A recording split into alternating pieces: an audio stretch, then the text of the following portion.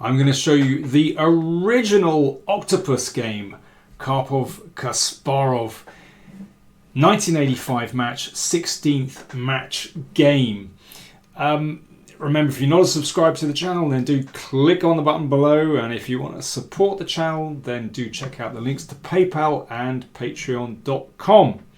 So, what am I talking about when I mentioned the Octopus? Well, this was the final position of the game between Sergei Karyakin and Magnus Carlsen from the Shamkir tournament. We saw this just a few days ago. That is the Octopus. This knight controlling all these beautiful squares. Those 8 squares, and embedded in the heart of White's position. And the problem is for White that knight controls notably the E1 square, so that prevents and has prevented White over the last few moves from challenging Black's rooks on the E file, and basically there's nothing that Karyakin can do to prevent an invasion. And you'll notice that White knight, by comparison, stuck out at the side of the board and simply not taking part in the action.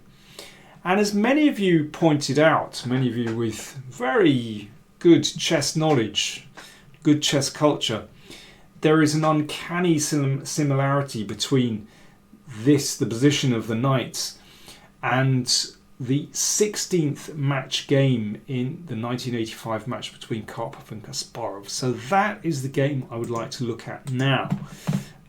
It's been a while since I looked at the game, and well, it's great to revisit what is an absolute classic, not just for the way that Kasparov played this game, but also I think for its historical significance in the chess world.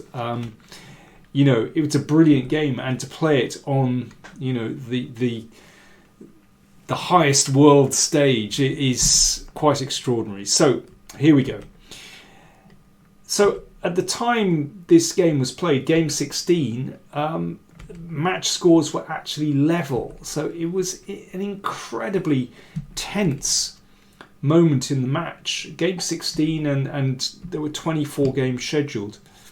Now, it's a little bit unusual for Kasparov to play, so let me just go back one move, this Taimanov system, but he had a specific idea in mind. So, of course, knight c3 is a normal move here, and Kasparov would be ready for that. He was a great exponent of the Scheveningen. So, after knight c3, d6. But knight b5 was quite a favourite move of Karpov's, because he liked these kind of Marozzi bind positions where you have 2 white pawns here, clamping Black's position. Now, this is a question of taste. Personally, I really like these positions with Black where you're playing behind the first 3 rows, but actually there's great potential there and you can spring out. You know, you play a so-called hedgehog position with bishop e7.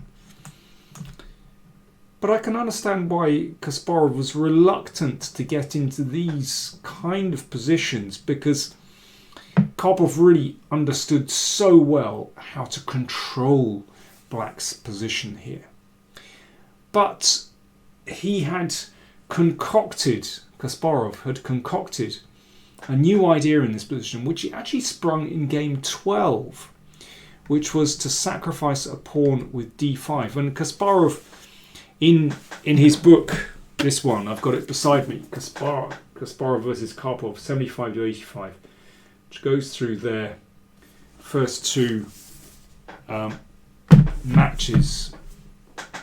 It's a brilliant book. You know, Kasparov is very open with his feelings, his thoughts. He says when he thinks he did something wrong, and you know, he can be very self-critical. It's a fascinating kind of behind-the-scenes story. So this move d5, he says that he found this book when he was playing around with a pocket chess set on a flight between Baku and Moscow.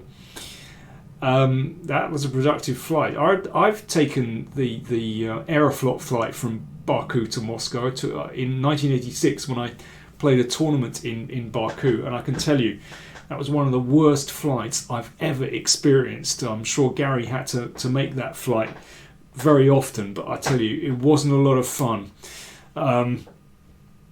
Yeah, anyway, that's another story for another time.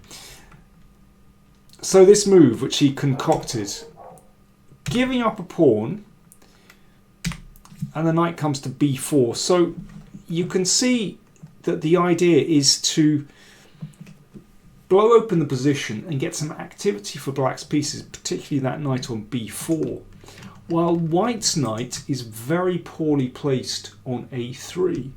So it takes white time to develop, but also redeploy that knight. And in the meantime, this pawn can also be a little bit vulnerable. Now, in that game 12, where Kasparov first sprung this idea, Karpov played bishop c4, understandably to protect that pawn. But Kasparov played bishop g4, hoping to tempt f3, which is quite a weakening move on that diagonal. But Karpov just compromised and allowed all the pieces to be exchanged, and after taking on d5, basically Kasparov had no difficulties and they agreed to draw quite quickly. But I think what's incredible was that Kasparov had the guts to repeat this pawn sacrifice in game 16.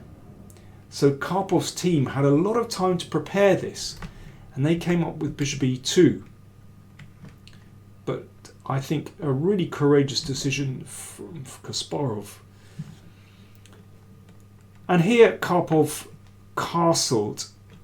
Now, it was discovered afterwards, Kasparov didn't realise this, but there is a tactical solution to white's difficulties here, and that is to play bishop e3 with the idea of bishop takes bishop, queen a4 check, and then you win the knight back like that. In fact, well, of course, white is better here, but I'm not sure this ending is so bad for black actually, with the two bishops. Maybe that's something you'd like to explore. That has been tested, certainly in one game, in a British Championship game from a couple of years ago, and I don't think it's so bad for black. But let's say that bishop e3, it secures an extra pawn without difficulty for white. But Karpov played castles. I mean, just shows you that in the days before computer preparation, then if you found an interesting little idea, then it was worth trying it out, because nowadays you could never get away with that, because people would see the refutation at the click of a switch. But yeah, you could be very creative even at the highest level in a world championship game. Now Kasparov definitely has decent compensation. This pawn to some extent blocks white's pieces. It's not much you can do with it. A safe move here for white is bishop g5, and this would lead to a liquidation of pieces, and this endgame, for example, is roughly level. So Karpov is not worse in this whole position. That's about level. But, well, I think pride had a lot to do with what happened in this game. Excuse me, I'm just going to have a quick slurp of tea. Karpov had already drawn one game against this line and thought, well, I want to try and punish Kasparov for playing this line twice, giving up a pawn twice against me. So Karpov decided to protect that pawn. So 3 defenders, 3 attackers. It's defended. Bishop f5, but this allows black to really develop his pieces into great positions, and that bishop is superb on this diagonal. Bishop g5, and now a very important move by Kasparov. He would like to play b5 to lock that knight in. But if b5, basically white has a threat here to play bishop e4, exchanging off that bishop, shutting out the bishop. So that's why rook e8 is a really important move, controlling e4, controlling important squares on the e file.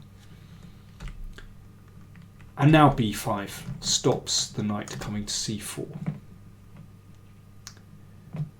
Rook d1. Okay, Karpov definitely holding that pawn, but knight d3.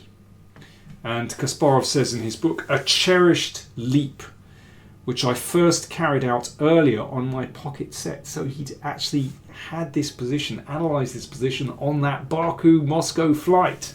Incredible.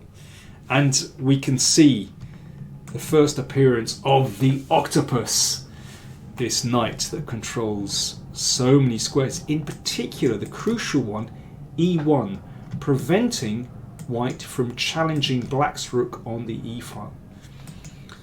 I should say that the commentator who first coined this phrase, the octopus, this knight is an octopus, is my English colleague Raymond Keane, who I think it was during a TV broadcast described this knight as an octopus, and well, he did very well. I think it really is a fantastic beast with 8 fantastic flailing tentacles. So what does white do about this knight? Well, Karpov retreated with knight b1. This was the moment when he should have played d6. And Kasparov's intention was actually to simply give up the exchange here. And black has great activity, certainly sufficient for the exchange. But knight b1 played. It's not nice when pieces tread on each other's toes. h6, excellent move from Kasparov. From this moment on, Kasparov plays so exactly. This is an important move because he's driving the bishop here. If bishop e3, which is the move that white would like to play to exchange off that powerful bishop, then black can trade and play queen b6 and then rook takes, supporting the knight, and that's just tremendous for black. So the bishop has to go back to h4, which introduces, later on we'll see this possibility, but also this idea of bishop e3 exchanging off the dark square bishop has been ruled out forever. b4, and now a very important move, b4, pushing that knight away. Now Karpov should probably play knight e2. Even then black has tremendous compensation, but he put the knight on a4.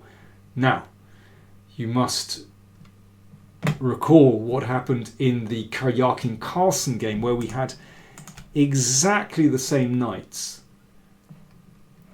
and of course the bishop just stepped out of the way, coming back to d6 to blockade the d-pawn, and also a pretty good diagonal. And Kasparov said that this was a position which he'd aimed for in his home analysis. Incredible. 19 moves, remember, without the aid of computers. And Kasparov's analysis, I think, when he was playing professionally, was beyond compare. His preparation was better than anyone else in the world. Rook c8 from Kasparov. So now both c and e files controlled. White's rooks simply not in the game at all, because those the c1 and e1 squares dominated by our favourite Octopus. So b3, Karpov is striving to bring that knight back into the game to exchange it off for this knight. But now an excellent move from Kasparov. Of course, he's aware of the problem. g5. So what happens on knight b2? Let's just have a very quick look. If knight b2, we can exchange off and win a piece. g4 and rook c2, winning the bishop on e2. So you can see the point of pushing this pawn down the board. So g5 just played. Karpov exchanges bishops and plays g3 to give the bishop a square on g2. And now another great move from Kasparov. How do you increase the pressure on white's position? How do you make sure that this knight isn't coming back in the game? Knight d7. It's a brilliant move. And here's the point. If knight b2, queen f6 is incredibly powerful. There's a beautiful tactical idea. So the knight is attacked, and if knight takes knight, bishop takes, and if queen takes bishop, knight e5, and that queen is actually trapped in the middle of the board. If you have a look at the possible squares, d4, knight takes bishop, comes back to d2, knight takes bishop again. Can't go to the e file, knight takes bishop, and the queen would be taken. And of course, e6 is controlled, b5 is controlled, squares on the c file are controlled. Incredible. In mid-board, the queen is trapped. So beautifully spotted by Kasparov when he spun this knight back to d7. Bishop g2, so the bishop retreats, just getting out of the way. And now queen f6 again, preventing this knight from returning to the game. And you can see that knight, all those squares are covered. Just compare it with our Octopus on d3. The knight on a4 is a mere shrimp by comparison. Karpov trying to shake free, but no. Of course, Kasparov doesn't want to give up that beautiful pawn on b4. And now white is just so short of moves. It's not just this knight that's so poor, but the knight on b1 as well hasn't got a move. So he tried queen a2, but bishop g6, great move. Again, all about restricting white. If that knight pops out to d2, then rook e2 actually just wins, because f2 will collapse afterwards. That's why he played bishop g6, to uncover the queen. d6 played. g4, starting to get control over this square. Queen d2, attacking the pawn. King g7, just defending it. There's no rush. Now that Kasparov has this knight completely dominated, and this knight as well, and the rooks can't move either, and white is just running so short of moves. If white did nothing, if white just shuffled back and forth, then it's possible just to play rook here, knight out, rook takes pawn, and, well, sooner or later there's going to be some massive tactic on the d file, or maybe knight f3. Whoops, I misfired with my arrows. So Karpov, very frustrated, played f3, but once the king opens, then it is just the end.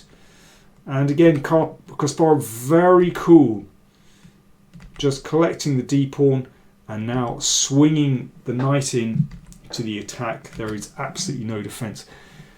If you want to talk about centralization, then I think this picture tells the story. Just wonderful. And Karpov has nothing better than to give up his queen.